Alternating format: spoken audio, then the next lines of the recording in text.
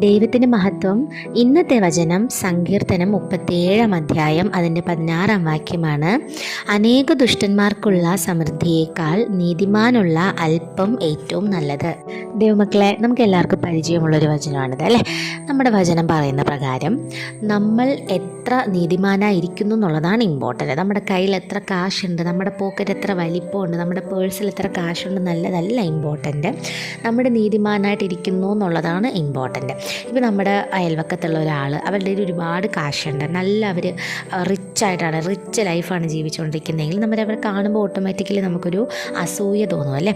എങ്ങനെയാണോ അവരുടെ കയ്യിൽ ഇത്രയും കാശുള്ളത്, നമുക്ക് ഇത്രയും അസൂയ തോന്നും. പക്ഷെ അതല്ല ഇമ്പോർട്ടൻറ്റ്. ഇപ്പം അവരുടെ കയ്യിൽ അത്രയും കാശുണ്ടായിട്ടും അവർ ദുഷ്പ്രവർത്തിക്കാരാണെങ്കിലോ, എന്നിട്ട് അവരുടെ കയ്യിൽ കാശുണ്ടായിട്ട് കാര്യമില്ല. അപ്പോൾ ഇനി പൈസയുടെ വലിപ്പമല്ല, പ്രവൃത്തി ദുഷ്ടതയാണോ നല്ലതാണോ എന്നുള്ളതാണ് കാര്യം. Praise the Lord. ആമേൻ.